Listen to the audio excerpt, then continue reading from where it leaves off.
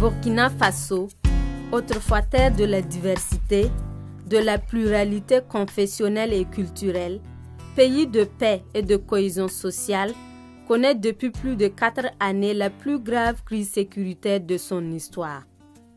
Cette situation qui se traduit par des actes de violence, des enlèvements, des assassinats, a pour corollaire le déplacement massif de la population interne, avec 838 548 déplacés selon les derniers chiffres de l'OCHA, Bureau de la coordination des affaires humanitaires.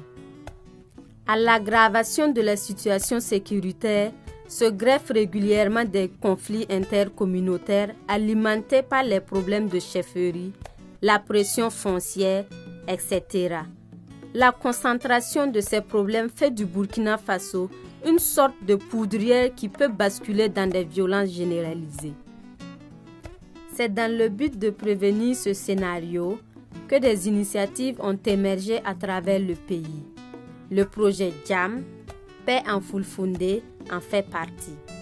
En effet, il a été conçu dans le but de revaloriser l'économie pastorale dans les régions du Sahel et du Centre-Nord par la promotion de la cohésion sociale. Le projet intervient donc sur 4 axes. Donc, le premier axe, c'est le renforcement donc, des capacités donc, des acteurs au niveau terrain, afin effectivement donc, qu'on puisse aboutir à une bonne gouvernance donc, des ressources naturelles.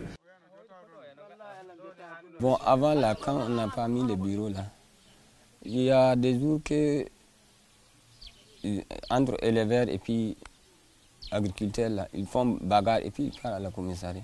Et puis ils quittent le commissariat aussi, ils partent à la justice.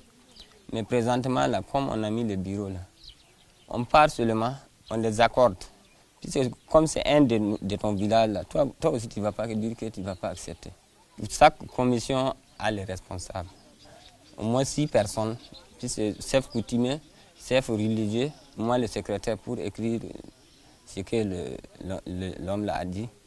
Et puis il y a responsable des jeunes, il y a responsable des femmes.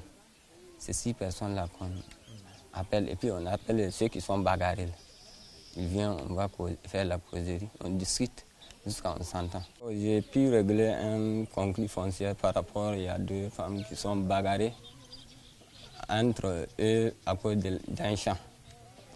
J'ai rassemblé les gens, j'ai envoyé les conciliations foncières là pour aller les accorder pour qu'ils puissent être d'accord ou bien raison. Après, ils ont parti là-bas pour rassembler les gens. Ils ont allé à peu près 7 personnes. Ils ont appelé les 2 femmes là. Et puis ils ont fait la causerie là. Et aussi, ils ont dit d'accord. Mais vraiment, c'est très bon pour nous, pour toute la population. L'aménagement et le développement durable du territoire du Sahel est un instrument de planification à long terme qui précise les orientations générales du schéma national. Le JAM a joué un rôle très important dans la conduite du processus d'élaboration du schéma régional par le Conseil régional. Donc il faut dire que son appui se situe à plusieurs niveaux. Premièrement, le projet JAM a doté le Conseil régional d'équipements d'une valeur de 7 millions. Ces équipements ont permis de faire face à certaines difficultés liées aux équipements un peu vétustes dont on disposait. Également, on a bénéficié de renforcement de capacités en matière d'élaboration de cartographie. Également, l'appui du projet JAM a permis de pallier à certaines insuffisances. Le schéma régional, en définitive, est un creuset d'action qui nous permet d'anticiper les éventuels conflits, c'est-à-dire en cours ou susceptibles de se produire dans la région du Sahel. Son élaboration est à saluer et vient vraiment à point nommé au regard du contexte sécuritaire, de la situation sécuritaire que vit la région. Nous saluons l'appui du projet JAM sans lequel le processus allait beaucoup plus traîner. Le deuxième axe, c'est véritablement donc, la promotion donc, du dialogue inter- et intracommunautaire afin effectivement donc, de mettre en place des cadres de concertation au niveau local donc, qui permettent d'assurer un accès en tout cas équitable aux ressources naturelles. Après le passage du caravane, on a enregistré moins de conflits. Je pense qu'il y a un seul cas qui est venu, chose qui n'était pas comme ça pour les années passées. On pouvait enregistrer jusqu'à 4 ou 5 comme ça, en début d'année comme ça, sans compter ceux qui ne sont pas venus vers nous. La sensibilisation a porté fruit. En tout cas, ça a permis aux populations d'exister dans la paix, vivre en harmonie.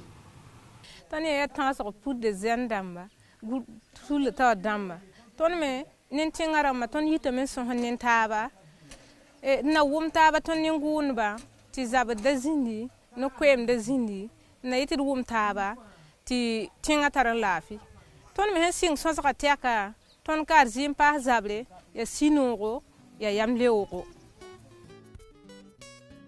Le troisième axe, c'est la mise en place d'un certain nombre d'infrastructures qui permettent d'améliorer la gestion et l'accès à ces ressources naturelles-là. Je vais parler donc de la délimitation des couloirs de passage, de la réalisation de boulis et de forages, mais également d'un certain nombre d'activités autour de la promotion des activités économiques au profit des groupes vulnérables sur le terrain.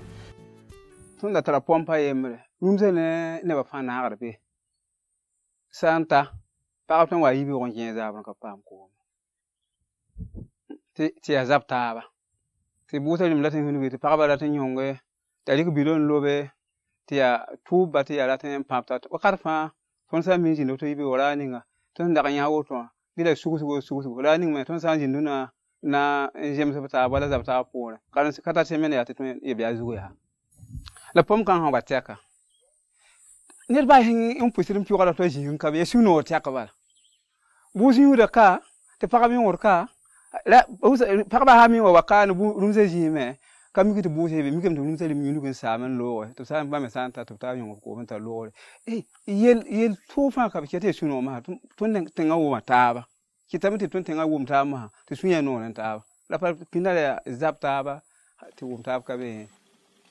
Ici, nous avons la coupole de production du fourrage vert hydroponique. Voilà, qu'est-ce que c'est? Alors, vous savez que le fourrage vert, c'est très important pour les animaux, mais malheureusement, on n'en dispose pas sur toute l'année. Donc, c'est dans le but de pallier à ce problème-là que le projet JAM a initié la production du fourrage vert, mais à travers une technologie innovante, c'est-à-dire l'hydroponie. On a environ 2 groupements féminins de 172 membres au total et 10 bénéficiaires individuels, dont 6 femmes. Alors pour les accompagner à pouvoir faire la production, ils ont reçu les kits de production. Ils ont reçu des semences pour pouvoir commencer la production. Tous les bénéficiaires ont testé le riz en plus du maïs qu'on leur a offert. Donc l'initiative a été vraiment très bien accueillie. Biodigesteur o wayliti nguure amin fa woodi sabu arande fadde biodigesteur o waddede leɗɗe na tiiɗi min sanne sai jiya ladde piloɗa so a yiyayi ladde piloyɗa sai itta ceede cooda min hirande am kiloji ɗiɗi ni defanmi simi ittayi leɗɗe capannayyi mi defata te gilla ma biodigesteur o waɗa to jimmi fuu mi yiyam fay sim wartana futuro mi jonga fayende am mi defa lawlaw curki wala kamgal wala fay si ƴonna toɓa himɓe fuu mbaldal keɓata ñiiri min mi defan lawlaw anta tiiɗi fuu wala ley suudu am du hiite na ɗon na yayna ni kam sukaɓe am na jiya hiite na keɓa na jangira ɗum waylata fa woodi. Ici, c'est un producteur qui a essayé de faire du zaï dans une ancienne terre dégradée, complètement dénudée. Donc avec le zaï qu'il a réalisé, ça va lui permettre de récupérer le terrain et d'avoir une production assez substantielle pour prendre en soin les membres de sa famille. Donc le projet a demandé aux producteurs agricoles qui sont installés illégalement sur les couloirs de transhumance et les pistes à bétail de les libérer pour aller dans d'autres terrains. Et du coup, les pistes à bétail sont maintenant libres. Les éleveurs avec leurs troupeaux peuvent facilement les emprunter pour leur transhumance. Et les producteurs agricoles qui étaient installés sont maintenant dans de nouveaux terrains. Donc les conflits qui étaient liés à l'occupation de ces pistes à bétail par les producteurs et les éleveurs, bon, voilà, et ces conflits maintenant sont devenus du passé. Tout juste derrière moi, il y a le bouli du village d'Ebredjulde. Donc c'est un bouli qui a été réalisé par le projet GAM, vraiment dans l'optique de permettre vraiment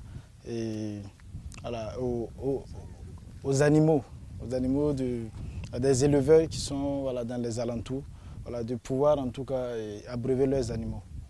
Voilà. Donc c'est vraiment dans le but d'éviter que ces animaux-là puissent divaguer à la recherche du point d'eau. Parce que si ces animaux divaguent, ils peuvent rentrer dans les champs et cela est source de conflits. Nous sommes sur le site de récupération à vocation pastorale dans le cadre du projet GAM. Et ce site, c'est le site de Nobiol. Et dans les années à venir, les animaux pourront venir paître ici. Et nous allons aussi mettre des arbres et nous allons semer aussi des herbacées pour enrichir et pour permettre le sol de régénérer. Le but de cette activité, c'est de vraiment choisir un endroit, parce que quand vous voyez partout, c'est des champs. C'est un espace dédié au pastoralisme. Donc les gens peuvent amener les animaux ici dès que l'herbe sera suffisamment fournie pour les animaux. Et ce site aussi peut diminuer aussi les tensions dans les villages, parce que pendant la saison des pluies, les animaux peuvent se retrouver ici au lieu d'être à côté des champs. Le quatrième axe, c'est vraiment l'axe de capitalisation, parce qu'on sait qu'aujourd'hui, la thématique cohésion sociale est une thématique d'actualité au Burkina Faso. Et le projet GAM voudrait aussi capitaliser les bonnes pratiques pour voir comment il les diffuse et comment ces bonnes pratiques-là peuvent être mises à l'échelle au niveau national. L'insécurité qui est allée grandissante sur le terrain, qui a été vraiment l'une des principales difficultés et l'une des principales contraintes dans la mise en œuvre des activités sur le terrain. Donc de manière globale, c'est pour dire véritablement que pour nous, ce sera effectivement de continuer la mise en œuvre des activités en renforçant les acquis qui sont déjà engrangés et véritablement pouvoir, comme je dis, consolider ce qui a été déjà acquis pour pouvoir certainement, si on a une autre phase, pouvoir mettre ça à l'échelle. Au nom de Vétérinaires sans frontières et de l'ensemble des autres partenaires engagés, c'est de dire merci à l'Union européenne qui ne cesse véritablement d'apporter son appui. Un appui là où certainement d'autres partenaires n'osent plus aller, mais qui apporte un appui pour qu'on puisse véritablement mettre en œuvre des activités au profit des populations.